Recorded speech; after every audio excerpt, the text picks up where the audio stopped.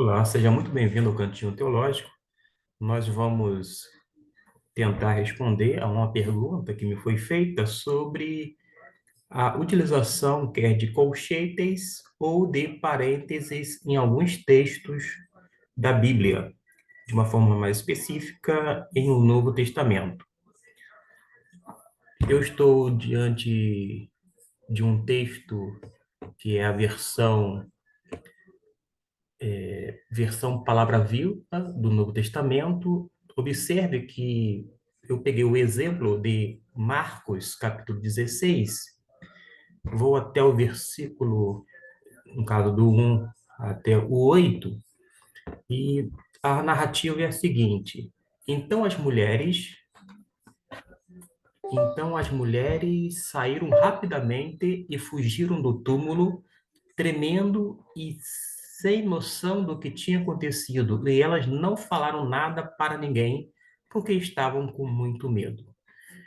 Nas versões mais antigas, comumente utilizava-se um parênteses, justamente a partir do versículo 9 e ia até o último versículo do mesmo capítulo, indicando que nos mais antigos manuscritos não constava, portanto, esta porção.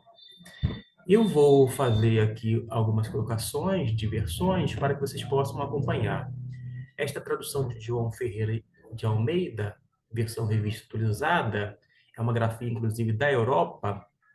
Ela não tem o colchete, mas quando você utiliza Bíblias em inglês, algumas delas não vai ter o colchete, porém outras vão indicar que existe sim a utilização de colchete.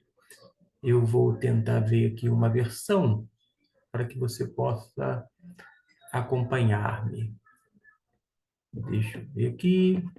Vou deixar a inglês agora de lado. A Vulgata, em latim, não tem o colchete, muito menos o parênteses. A, em espanhol também não. Porém, a gente vai observar que algumas outras vão ter, como esta aqui em inglês. Esta Bíblia tem o colchete e vai até, eu vou mostrar para você, vai até o último versículo, até o versículo de número 20. Vou ainda mostrar agora aqui no texto grego, porque a utilização do versículo 9 até o 20 em nossa língua portuguesa, geralmente, se a gente fizer uma pesquisa, vamos observar que vai estar justamente no chamado textus receptus, que é o texto recebido. Todavia, existem outros manuscritos, não existe apenas o textus receptus. Tem um texto crítico, texto massorético, que é, no caso, o Antigo Testamento, o hebraico. Nós temos outros manuscritos em gregos e que são utilizados e que não constam esses versículos do 9 e 20, repito. E para que você possa fazer depois uma pesquisa, existem pelo menos 4 finais do Evangelho de Marcos.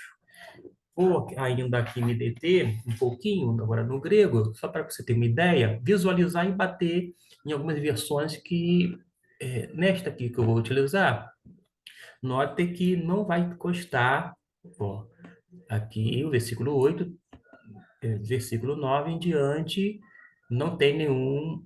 Quer dizer, tem essa observação, tem este sinalzinho aqui, que vou dizer, está sinalizando de que alguma coisa é,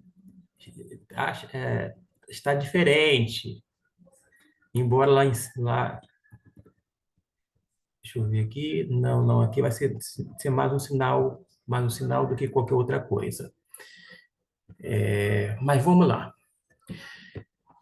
Esta não tem, mas esta sim, para você entender melhor. Tem 2 colchetes aqui, que vai até lá embaixo, até o versículo 20. Vou mostrar que tem um colchete, ó, os dois colchetes. Então, esse autor, quando ele traduziu, ele utilizou um texto, mas ele sabe que nos manuscritos mais antigos e aqueles mais preservados não constam esta porção, do versículo 9 até o 11. Existem outras versões, como estas em grego, que da mesma forma, essa aqui não utiliza, não tem nenhuma referência, não tem, ó, nenhuma referência.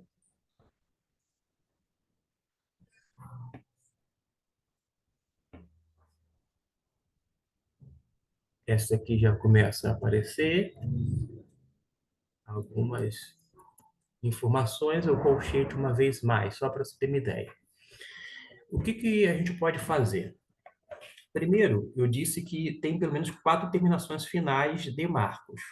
Qual é a constatação quando estudiosos, dentro da chamada crítica textual, observam os manuscritos mais antigos? E até mesmo os outros de séculos posteriores, tipo do século sétimo, oitavo, nono, décimo, ou seja, muitos dos manuscritos não são necessariamente lá do primeiro século, do segundo, do terceiro, são de séculos posteriores e que, portanto, vou dizer assim, teve acréscimos. Ou seja, entende-se que o texto original de Marcos, capítulo 16, do versículo 8 em diante, se perdeu. E como que a gente pode observar isto? Quando a gente vai para essa versão, por exemplo, eu vou utilizar, eu quero chamar a atenção, o versículo, ó, aqui, o versículo 8. Quando nós estamos no versículo 8, nessa parte final aqui, tem uma partícula que a gente vai ler aqui, ó, é o gar. Gar. Gar em grego. Aqui, literalmente, ele está dizendo pois. Aí eu pergunto, pois o quê? Espera-se uma continuação. Suponhamos que eu diga assim, eu vou me deter mais no assunto, pois você que está me ouvindo vai esperar eu continuar. E não houve uma continuidade, porque a gente observa que espera-se uma terminação, ou melhor, uma continuação, para que venha fazer esse fechamento, e a gente realmente não obtém a resposta. E ainda assim, se a gente observar bem, versículo 9 até o 20, tem uma série de repetições. Repete coisas que está lá em cima, no capítulo 16, versículo 1 em diante. E isso reforça o ponto de vista de que, verdadeiramente, após esse texto aqui, onde tem a partícula gar em grego, que significa pois, tinha algo, mas se perdeu no manuscrito, vou dizer assim, do qual serviu o original, e, por sua vez, as cópias seguintes não tinham também essa, essa continuidade. Quando a gente lê o versículo 8, o primeiro final com isso de Marcos ficaria mais ou menos assim. E saindo, fugiram do sepulcro, tinha, pois elas tremor e espanto, e ninguém nada, ela disseram, e tinham medo, pois, eis aqui o gar, a partícula, espera-se algo, e nós não temos mais nenhuma informação. Temos ainda um segundo final de Marcos, que numa tradução literal, eu não tenho aqui para projetar, mas numa tradução literal, eu estou com o texto em grego e o texto que a gente pode fazer uma tradução. Ficaria mais ou menos assim: ó. Todas as coisas anunciadas ao redor de Pedro, sucintamente proclamaram depois de E estas coisas também ele mesmo, Jesus, desde o Oriente até o Ocidente, enviou através deles a santa e incorruptível mensagem eterna da salvação. Amém. Observe que existem manuscritos posteriores, certamente ao original, que são de séculos depois, que vai ter terminações diferentes, um final como este que a gente está vendo agora. O... Tem um terceiro final de Marcos 9:20, que é praticamente um tanto conhecido, que diz assim, ó, e tendo ressuscitado, e cedo em primeiro dia da semana apareceu primeiro a Maria Madalena, de quem tinha espírito sete demônios. Aquela indo anunciou aos que com ele tinha estado, que estavam entristecidos e chorando. E aqueles ouvindo que vive e foi visto por ela, não acreditaram. Depois, e estas coisas, a dois dentre eles que caminhavam, foi manifestado em outra forma, indo eles para o campo, e aqueles partindo anunciaram aos outros. Nem naqueles acreditaram. Finalmente, estando reclinados eles aos 11, foi manifestado e censurou a incredulidade deles e dureza de coração, porque ao que tinha visto a ele ressuscitado não deram crédito. E disse a eles: indo para o mundo inteiro, proclamai o evangelho a toda criatura. O que crê e batizado será salvo. O que mais não crê será condenado. Sinais, e aos que creem, estes acompanharão em meu nome, meus demônios expelirão, em meu nome meus demônios expelirão, em línguas falarão novas, e em mãos serpentes pegarão. E se mortífero algo beberem de modo nenhum, a eles fará mal. Sobre enfermos as imporão e bem terão. É um terceiro final do texto de Marcos. Mas existe o quarto final conhecido. Existem, repito, alguns manuscritos que vai dar algumas informações e vai, ao invés de ter esse trecho tradicionalmente conhecido no Ocidente, vai ter um destes três que foram mencionados. E o último é este. Lembrando que a tradução aqui é livre, é literal, e por isso não está, vou dizer assim, bem concatenado as palavras, tá bom? Dizendo, esse tempo carente da lei e da fé se encontra sob o domínio de Satanás, que não permite que a verdade e o poder de Deus prevaleçam sobre as impurezas dos espíritos, ou não permite que os que estão sob o domínio dos espíritos compreendam a verdade e o poder de Deus. Portanto, revela agora a tua justiça. Assim eles falaram com Cristo. E Cristo lhes respondeu: os anos de poder de Satanás chegarão ao fim, porém outras coisas terríveis se aproximam. E eu fui entregue à morte pelos pecadores, para que eles possam voltar para a verdade, e não pequem mais, e possam herdar a glória espiritual e incorruptível da justiça que está nos céus. A gente observa, então, que tem pelo menos quatro finais, estes que eu acabei de mencionar aqui, e a gente pode dar algumas informações ainda, digamos assim, adicionais. Esse texto, eu vou colocar aqui, é uma versão em português, João Ferreira de Almeida, revista e corrigida. O versículo 9 em diante, quando eu falei, tendo Jesus ressuscitado na manhã do primeiro dia, tal, tal, tal, tal, tal, até o versículo 20, este texto que é muito conhecido no Ocidente, que inclusive a imprensa, a Sociedade Bíblica do Brasil utiliza um texto grego, é um dos textos gregos, né? Porque existem muitos textos, muitos manuscritos, mas este texto, versículo 9 até o 20, não se encontra realmente nos manuscritos mais antigos que a gente pode citar aqui, que são o Sinaítico e o Vaticanos.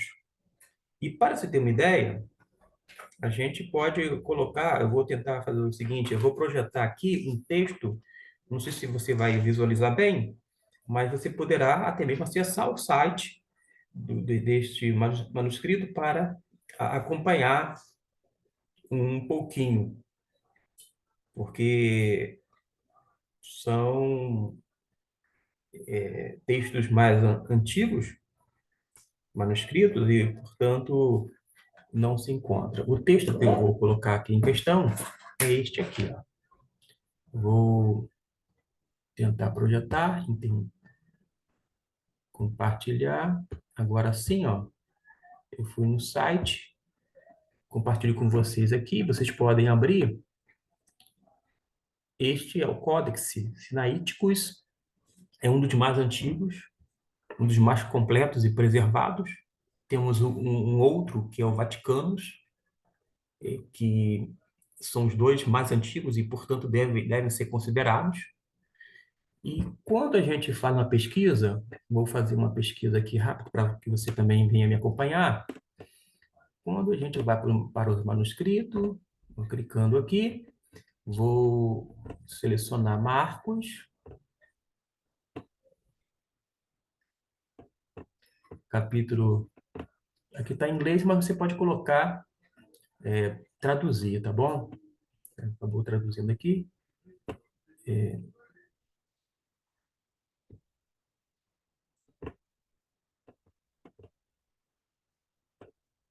eu estou sem o mouse e por isso está um tanto mais devagar, mas vale a pena a espera. Vale a pena. Por quê? Quando você vai, aqui ainda na pesquisa, quando você vai para um dos manuscritos mais antigos e mais bem preservados, que é este que a gente está se deparando aqui, que você tem acesso a ele, você pode visualizá-lo, você vai observar que quando faz a pesquisa, ele dá até o versículo 8. Isso mesmo, ó. Ele vai dar até o versículo 8. No meu lado direito, tá, tem aqui a porção que você pode aumentar, clicando. Eu não vou fazer isso agora. Você pode ir aqui nesse site, codexsinaiticus.org. Você pode ir lá, ver com os próprios olhos. Note que quando eu... Agora eu vou aqui colocar o texto.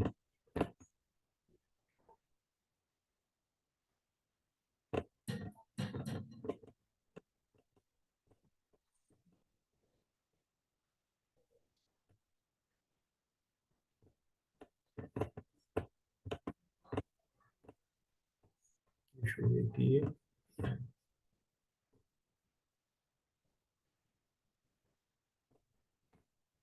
Versículo 8.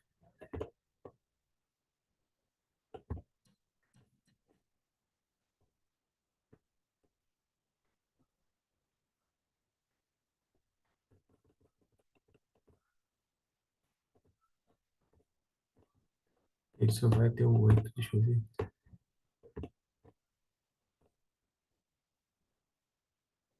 Versículo 1.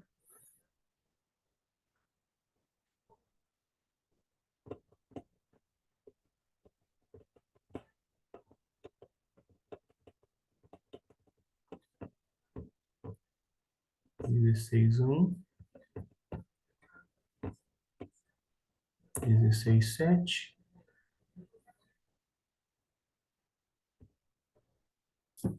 A pesquisa não está acompanhando e eu não vou literalmente fazer corte. Mas só, agora sim, primeiro você vê aqui, ó, do meu lado direito, vou tentar, vou ver se eu consigo destacar onde, opa,